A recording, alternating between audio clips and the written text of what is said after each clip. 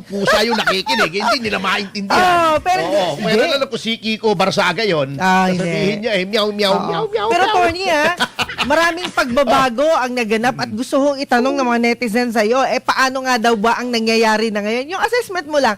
Kasi actually, maganda ho nangyayari ngayon eh. Aba, hindi maganda. Kasi dalawa na yung function. Dalawa na. Pero hindi nga pwedeng maging dalawa. Oo. Isa lang daw ang Senate group. Okay, sige po. Hindi, kasi ito iwanan na muna natin yung tungkol sa Senado. Okay. At talagang talk to death na naman talaga yan. Tignan lang natin ang nangyayari sa ekonomiya natin. Iyon, na sige. hindi po nakakatulong yung pakikialam ng palasyo dito sa Senate. Katulad yan, sasabihin ng ating Pangulo, ang kinikilala daw nila, yung grupo ni Win Gatchalian, huwag na kayong makialam dyan kasi may Senate rules. Paano kung may pumunta sa Korte Suprema at sinabi ng Korte Suprema, hindi, ang lehitimo ay yung grupo ni Senate President Alan Peter Cayetano. O sabihin na, ang talagang Senate President, si Alan Peter Cayetano, hindi napahiya pa ang ehekutibo. Magiging away na naman. Kasi malakas yata yung tama noong nagpapayo kay Pangulo na pakialaman pa yan eh. Kasi ang dami nang akusasyon na nakikialam ang palasyo sa lahat ng sangay ng gobyerno. Bago, gagatungan mo pa, di ba? Papasok pa ng we welcome the President pro tempore and acting Senate President chuchu-chuchu. Hindi po nakakatulong yan. Hindi. Lang tayo sa maganda. Sa maganda. Lalo na itong hindi nakakatulong. Kita nyo naman ang nangyayari sa atin na baka po hindi natin nakikita sa dami ng gulo at usapin dyan sa ating Senado, sa Ombudsman, sa plunder case ni Senator Jinggoy, yung mga may tatawid daw ng bakod. Hindi ko maintindihan eh. Eto baka hindi na-address ito ng ating mga autoridad. Tayo pala ay may malaki, When I say malaki, isang industriya na nagpapasok ng 6 na bilyong piso sa ating ekonomiya kada taon. Ito ay yung blue crab. Ngayon ko lang nga nalaman ito nung ako'y nananaliksik, Blue crab. Alimango. Alam ko maraming alimango dito sa Pilipinas, kaya nga hindi tayo maasenso, di ba? Alimango talaga. Hindi, di ba ang alimango, pag may tatakas na iba, hihilahin ka pababa. Pag may umaangat, hinihila daw. Kaya di masabi. Crab mentality crab talaga nga, yan. Ito talagang crab mentality nangyari rito sapagkat nagkaroon pala tayo ng problema kasi 90% pala ng ating mga blue crabs, delicacy pong blue crabs mahal yan Parang lobster yan Yung alimango, yung blue crabs pa ito, hindi lang alimango, blue crabs. Medyo exotic pa ito sa ibang bansa na pag sinabi mong blue crab, wow, yayamanin. Pag naka-afford ka ng blue crab. Ito ang nangyari. Ito palang Negros Occidental ay may pinakamalaking ani ng blue crabs na ito ay ine-export sa Estados Unidos. Ngunit, eto, nasita ang ating industriya ng blue crabs. Dahil daw, hindi nagtutugma yung ating pamamaraan ng pag-ani ng blue crabs sa yung proteksyon ng marine mammals. Ang ibig sabihin, pagka tayo daw ay kumukuha o nagko-culture o dolphins, di ba? Hindi yung nagsisirko. Hindi yung komedyanteng namatay. Dolphin naman yun hindi yun Dolphin ito, hindi yung kaka-team up ni Panchito. Sige. Dolphin. Basta dolphin. Ano Tagalog yung dolphin? Basta dolphin. Hindi ko alam Sige. Na bubuhol-buhol siya roon sa mga lambat at nalulunod kasi dolphin di naman nakakahinga yan sa ilalim ng dagat. Mamal yan Kailangang umangat yan sa surface, doon sila hihinga, then lulubog sila. Matagal yung supply nila ng hangin, Hindi katulad ng mga tao, mammals din tayo, di ba? Na tayo, pag nagda-dive, ilang minuto lang wala na tayong hangin. Sila, maraki reserba. Pero sooner or later, aangat yan. Sila ay naiipit, nabubuhol doon sa mga lambat at nalulunod. At ayaw na ayaw ng Amerika kasi very strict sila sa environmental protection yung mga Amerikano, di ba? Opo. Sabi nga ng iba, mas mahal pa daw ng mga Amerikano yung mga hayop kaysa mga tao eh. Oh, grabe naman O, di yan. ba mention noon na pagka minamaltrato mo yung aso mo, pusa mo, dagang kosta, ay, pati dagang Paparusahan ka kosta na. no? Ay, o kaya yung mga gerbil, hindi si Gerbil Luistro iba naman yun. Aha. Kasi merong parang dagang kosta, ang pangalan Gerbil eh. Kapangalan okay. ni So, talaga. Representative Luistro. Alalala. Ayaw nila ng ganon.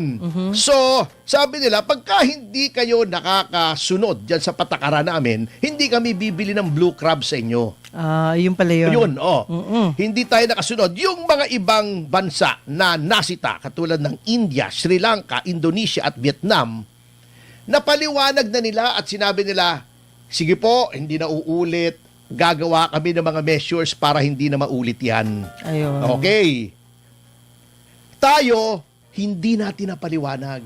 Yung Bureau of Fisheries natin na nasa ilalim ng Department of Agriculture ay kamoting kahoy na may ulalo ang nangyari. Yun ang problema. Hindi nasiyahan ang Amerika sa pagpapaliwanag natin. Kaya, sabi ng Amerika, hindi na kami kukuha ng blue crab sa inyo. Baka sabihin nyo, ano namang kinalaman ng blue crab sa nangyayari sa politika? Alam niyo po, importante sa ating mga tao, siyempre, ekonomiya, di ba? Yes, Pwede ba naman puro politika, wala ka ng pakain? Tama. 6 na bilyong pisong industriya na wala. 600 tao daw ang mawawala ng trabaho sa Negros Occidental. Hala. O anong gagawin natin? Ngayong mahina ang ekonomiya at ninakaw na ng ating mga politiko yung flood control, wala na tayo masubsidize. Anong ibibigay mong kabuhayan sa mga yan ngayong mahina? Ayan. Bagsak ang ating employment. Okay. Ang employment po natin ay napakababa. O eto pa ngayong nawala na tayo ng export na gagawa ng dolyar. Yeah. Nagkaroon pa tayo ng kwan. Nagkaroon pa tayo ng problema. Ano yun? Yung ating dolyar pala ay napakababa na. Wala na. Oo, Bagsak mabigat. na. Ito ito ang datos. Baka sabihin nyo, gawa-gawa ko lamang po ito. Okay. Ito. Ang ating dollar reserves ay pinakamababa ngayon. In 16 months. Ibig sabihin, nauubos ang ating mga dolyar. Ang economic health po ng isang bansa ay base sa dalawa. Yung dami ng ginto na nasa reserba ng Bangko Sentral. Okay. Kasi lahat po ng bansa may Bangko Sentral. Kaya lang, iba-iba siyempre ang pangalan ng, siyempre, iba Central Bank pag Ingles. Opo. Iba Bangko Sentral pag Spanish. Pag Russian, wag nyo na akong Bangko tanongin Sentral, at Tagalog yun. Pag Russian yan, hindi, Spanish. Spanish din. Okay. Bangko, both words are Spanish. Okay. Bangko Sentral. Oo. At? Tinatagalize lang yung Bangko Sentral. Okay. Di ba Sige, dati sige. yan, yung Central Bank of the Philippines. Yes. Tinagalog nila Bangko Sentral. But Bangko Sentral, both words are Spanish. Ayan. Oo. Bangko Sentral din yan sa Spanish countries, sa Latin countries na Kastila. Sa Russia, Bansky Centralski yata. Ano naman ang Sa dahilan Germany, nun? Okay. Banken Zentralen. Ayan. Sprachenheiten. Spracking high talaga. Pero attorney, sa iyong pananaw, ano ba nangyari dyan sa na yan? Sa kaganapan ng dolyares natin, ano nangyari? Hindi nga malaman. Ibig sabihin, mas malaki ang ginagastos natin sa imported kesa sa export. Parang sa bahay, mas malaki ang gastos mo kesa sa kinikita mo. Wala Ibig sabihin, may balance of trade deficit tayo. Mas malaki ang inilalabas natin ng bumili ng mga kalakal galing sa ibang bansa kesa yung mga naibebenta natin sa kanila at binabayaran naman tayo ng dolyares. Pag naubos ang dolyares natin, magkakaproblema tayo dahil ang medium of exchange hanggang ngayon, bagamat may tinatawag na BRICS, ay dollar pa rin. At ito pa mabigat. Yung ating reserves ng dollar. Magkano na? Ay, ito baka sabihin yung gawa-gawa ko lang to Yan. Noong January 2025, Opo. ito ay 104 billion. Yan. Ngunit ngayon, ito ay 103 billion na lamang mula sa 113 billion. Wala, Oo, malaki. mabigat. Malaki ang Oo. nawala. Mabigat. Pati, ginto natin. Di ba, may mga nagsasabi, bakit daw natin binenta? Bakit binenta? Binenta ba o ninakaw? Binenta. Binenta. Recorded So, naman. Kaya ngayon. lang, di ba, kine-question nila, bakit binenta ang ginto? Oo. Sabi nila, kasi daw, bumababa yung ginto, binenta natin ng mataas, kinuha natin yung pera, pag mababa, bibili daw tayo. Yun ang storya ng Marcos administration. Ngunit napatunayan po na tumaas pa nga ang ginto. Ibig sabihin, nung nagbenta tayo, para kang halimbawa, may lupa ka, binenta mo ng halimbawa 1 bilyon, after 2 months, ang naging halaga 1.2 million, dilugi ka ng 2 milyon. Binagsak Ganun mo pa po ang ginawa ng presyo. gobyerno natin. Ayun. Ito pa ang mabigat. Merong nagsasabi na siyempre yan, pagbebenta, may ahente, may kumita pa. Kaya daw binenta kasi may gustong kumita. Ay, grabe kayo, ha? Totoo, tinalakay natin yan, di ba? Opo. Mga few months before. Ang dami pong hindi nakakaalam yan. Baka hindi nyo alam na inuubos. Ang ating ginto. Mabigat. Bentang palugi yan, ibig sabihin. Bentang palugi. Yan ang Ayun. pinakamamabigat nga. Oo. Yan, ginto at dolyar, yan ang kumbaga parang buffer natin para sa ating yung mga economic shock, tulad niyang nagkaroon ng biglang tumaas ang presyo ng mga produktong petrolyo. Pero kasalanan ba yun ng gobyerno o kasalanan ng negosyante? Ay, hindi.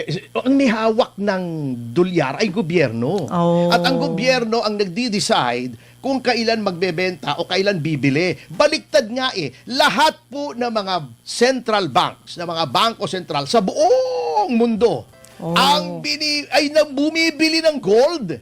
Sapagkat mas maganda na marami kang ginto. Yan. Dito pustisyong ginto lang yata ang binili. Pero pag hinanap yung ginto at hindi na nila ma-explain, paano yan mangyari sa kanila? Na-explain naman nila kung saan. Binenta naman. Pumasok naman yung pera. Ang issue ay binenta ng palugi. At Ayun may lang. nagsasabi pa na may kumita kasi syempre may komisyon. Di ba, halimbawa, nagbenta ka ng bahay, kay palugi yan, kay may tubo, di ba ang komisyon ng ahente base sa pinagbilhan? Opo. Hindi naman, kumita ako. May komisyon ka. Hindi ako kumita, nalugi ako. Wala ka ng komisyon. Di ba, hindi naman ganun ang ahente. Ayun lang. Yun ang ating problema ngayon. May nagbenta, binenta ng administrasyong Marcos sa palugi at kaya kumonte ang ating ginto. Ayan. Ba't pa napakahilig nitong mga Marcos sa ginto, di ba? Di ba may Yamashita Gold? Di ba? Yamashita Treasure. Oo, merong Taliano Gold. Hindi maintindihan, basta ginto. Napakahilig nila sa ganyan Oo, kaya naman ito ang epekto, mga kabibigan, sa mga nangyayari po. Ang paglago ng ating ekonomiya. Ay parang paglago ng buhok ni Senator Bato. Nawalay. Oo nga, oo. Bumagsak since last year pa ito nung pumutok yung tinatawag na floodgate o yung flood control scandal. Bumagsak at yung capital formation, ibig sabihin yung mga pag-invest, pangangapital ng mga negosyante sa mga bagong negosyo o pagdagdag ng kapital sa existing na negosyo ay parang noong pandemic ang level, ibig sabihin, parang ako. Parang si Senator Amy din. Bakit Mababa. naman? Mababa. Grabe Bilang naman, po Senator Amy. Lagot ka dyan. Grabe. Patay tayo rito. Sabi bawal bawal. Hindi. ang ibig kong sabihin, hindi talagang very low. Hindi ko na ginamit yung word na mababa. Very low ang mga investment. Noong panahon ni Pangulong Duterte, may pandemya. Opo. Di ba understandable na walang namumuhunan, walang negosyo, lockdown, walang taong lumalabas O kanino ka magbebenta ng mga kalaban? Wala. Sa mga asong Wala gala, din. hindi naman pwede, di ba? Sa pusang Walang gala. buyer, walang buyer. Walang buyer. Ngayon, normal. Noong 2025. Ayan, may nagagalit may tumatawag sa'yo. Ayan. Hindi naman yan. Kaibigan natin yan. Pero si attorney, Richard Chuateco. okay. Parang Richard, mamaya-maya na ha. Ayan, yan. Pero attorney, kailangan ba nating ipagmalaki itong mga binenta natin o ikahiya natin Ay, yan? dapat ikahiya natin kasi sabi ko nga, pambihira, lahat ng Bangko Sentral ay namimili ng ginto. Sila mismo. Tayo, nagbenta tayo kasi nga, always at an advantage, maraming ginto ang isang bansa. Yan, ha? So, ibig sabihin, wala nang tayo reserve. Average tayo ng 6.41%, mga kababayan. Oh, grabe. Okay. Ngunit ngayon ay napaka-low na. Baka sabihin na naman Ayan na naman. Hindi. Sige. Mababa. Mababa talaga. Mababa talaga. Okay. 3.85%. Hala. Daig na daig tayo ng mga kapitbahay natin. Ay, by the way, happy 1,000 live viewers Hi! sa DZRS MNI Radio YouTube. Maraming salamat po sa inyong pagtangkilik. Magbe-break po kami mamaya-maya at babatiin po namin lahat ng mababati namin. Kaya lang, daan-daan po ang mga messages natin ngayon. Kaya, pasensya na po kayo kung hindi kayo Jim Paredes. Pero thank you sa mga sumunod sa amin. Saan man kami pumunta. Yan. Yan. Maraming salamat at nagpapasalamat akong sumusunod sila. Opo. Kahit saan tayo pumunta. Wag lang Opo. silang sumunod kapag pumunta ka sa CR. Hindi naman. Wag nyo nang gawin. No? Nilalak ko Mahirap kagad. naman yun. Anyway, mabalik tayo. Ang kumikita na lang kasi daw sa atin, ayon dito, sa analysis. Ito, hindi natin kakampi itong nag-analyze dito, ha? Ito ay pro-government pa nga si JC Punong Bayan. Hindi po ito DDS, ito ay matatawag pa nga nating pro-government. Pero siya na rin ang nagsasabi. Siya Ang mismo. kumikita na lang sa atin, number one, ang pasok na lang ng pera ay number one, remittance. Kaya mga kasama, at panawagan natin sa administrasyon, alagaan naman natin yung mga OFWs natin. Opo. Huwag natin pabayaan naman na nagpapatayan na, nagsasabugan na ng mga missiles at bomba, hindi pa natin malaman kung ililikas o hindi. Yun. Ang mahirap dito sa administration analysis paralysis Ayan. Matagal mag-isip, di ba? Noong tinanong si Pangulong Marcos kung i-repatriate daw, ibabalik sa bansa nung Dapat naggera. maagap sila solusyon. Sabi ni Pangulong Marcos. Okay. Walang signal yan. Walang signal. Sabi nga ng mga reporter, Sir. Wala kang signal. Oo. Choppy. Choppy. Oo. Hindi nyo naintindihan ang aking sabi.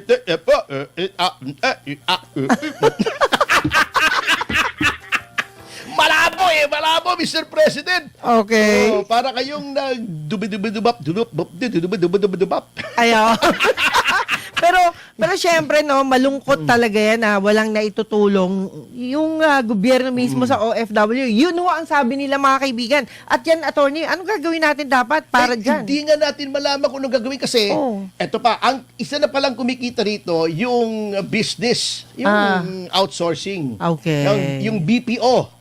Ang problema, yung iba umaalis na sa Pilipinas, either nag-i-in-house o lumilipat sa Vietnam, Yun ang masakit. sa India, yun, nawala na yung pogo, di ba? Hindi naman tayo nagja-judge kung maayos o hindi yung pagkawala ng pogo. Wala tayong sinasabi. Ang sinasabi ko lang, malaking epekto sa ating ekonomiya na wala yung pogo.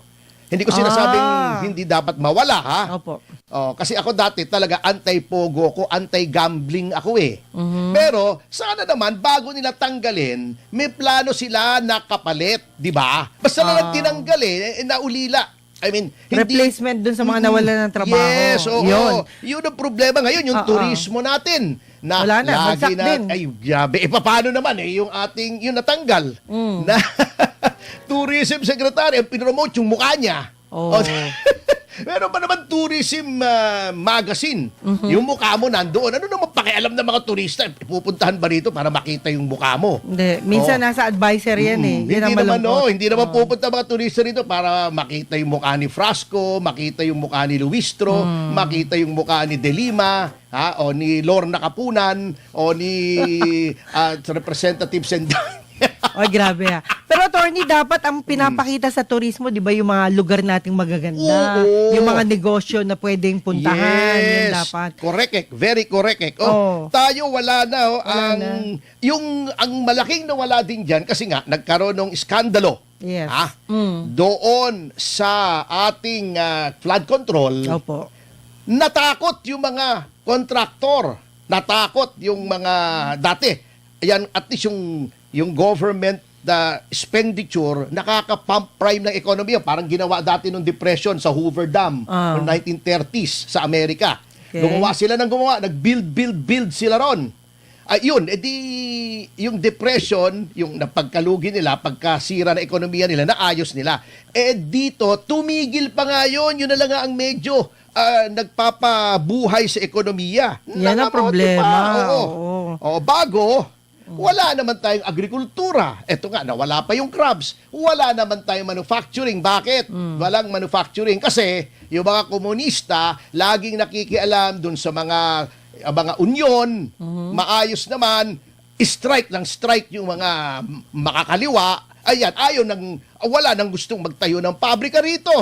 Bakit ka nga naman magtatayo ng pabrika rito, pumunta ka sa China, walang strike, pumunta ka sa Vietnam, walang strike, bakit ka pa dito? Iyan ang maling mga patakaran. Yung mga makakaliwa talaga, salot talaga sa lipunan yan eh. Bago, inaano pa, binibaby Binubusak pa. pa. Binibaby pa ng kasalukuyang administrasyon. Ay nako, walang manyanyari. Sinasabi ko sa inyo.